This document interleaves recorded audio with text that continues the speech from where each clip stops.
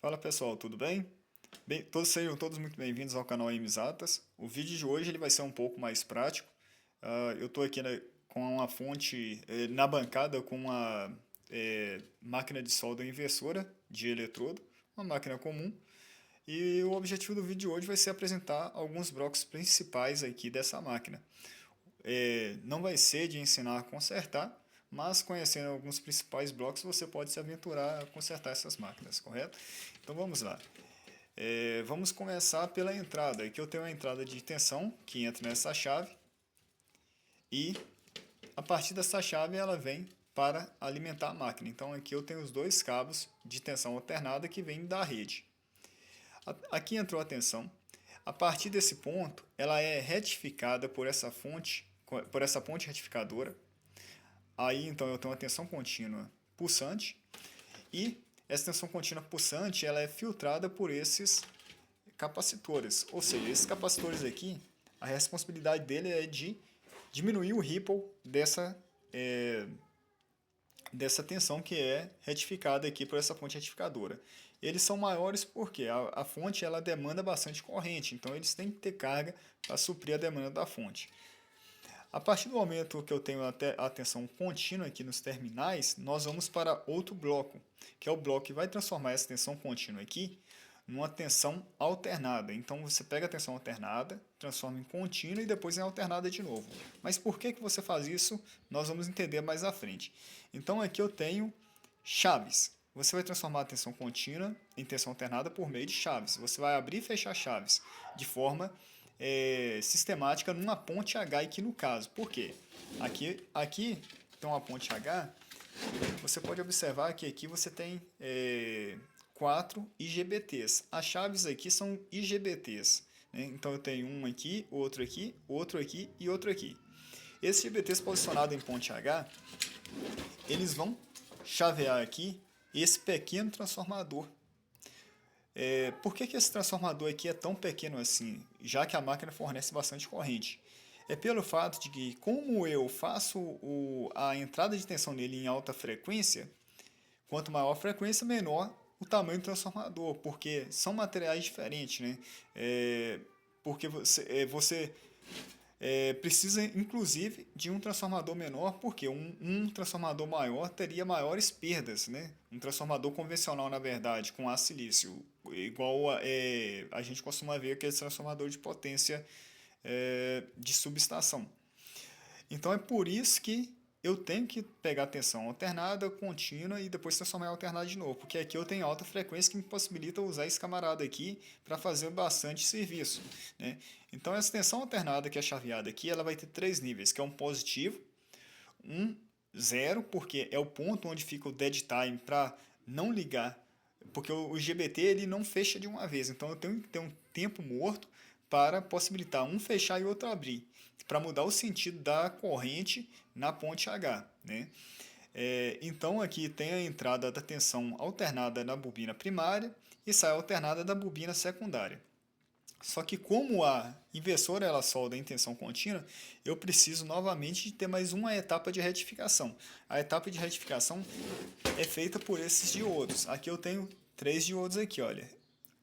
1, 2, 3. Eles são diodos duplo, em que os da extremidade são anodo e do meio é catodo. E eles também, como chaveiam, como fazem a retificação em alta frequência, eles devem ser diodos ultra rápidos ou rápidos. A partir do momento que eu tenho aqui a retificação deles, eu já posso soldar.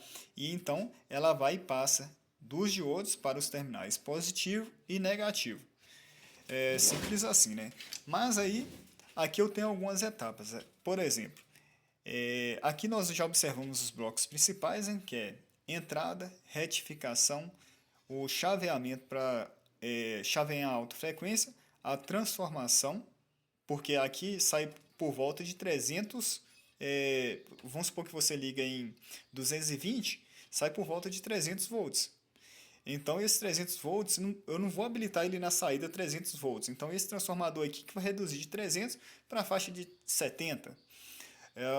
E quando eu coloco em 127, eu tenho uma etapa de dobrar essa tensão, 127 vezes 2, E com isso eu tenho inclusive uma tensão maior aqui no link CC. E essa tensão contínua aqui precisa ser é, é, rebaixado o nível, né? Então é feito por esse transformador aqui. Eu falei que ela pode ser alimentada tanto de 127 quanto 220, então eu tenho algumas peculiaridades. Por quê? Aqui repare só que eu tenho dois capacitores, dois relés, dois relés.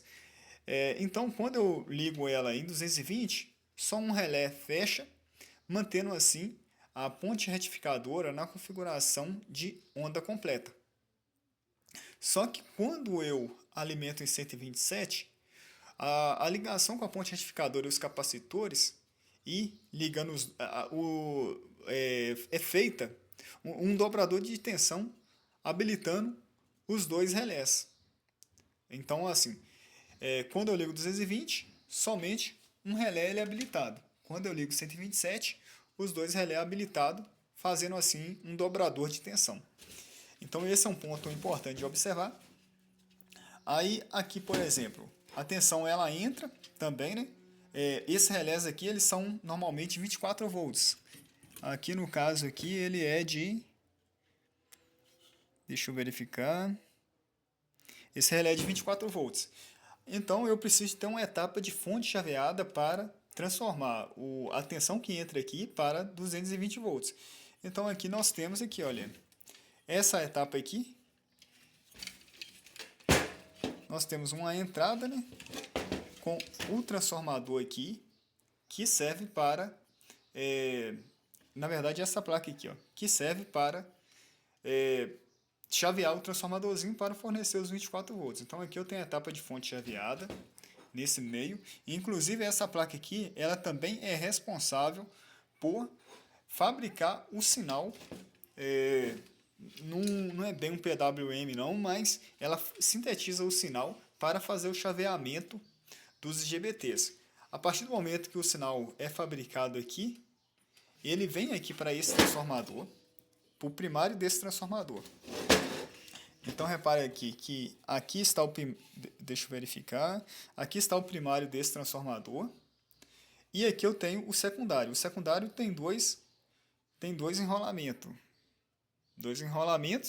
e pela aquela convenção do ponto que nós temos em transformadores, eles são ligados nos IGBTs para permitir que ora dois aqui ficam ligados e ora dois assim ligados, que aí faz aquela configuração da ponte H, né? Ora a corrente passa em um sentido no indutor e ora passa em outro sentido no indutor. O indutor que eu estou falando aqui é o transformador, né? E é claro também que recebe sinal de feedback do transformador de corrente. Aqui eu tenho essa bobina aqui que está aparecendo um filtro, mas normalmente a gente tem um shunt para verificar o sinal da tensão. E é basicamente isso as partes principais aqui dessa máquina inversora.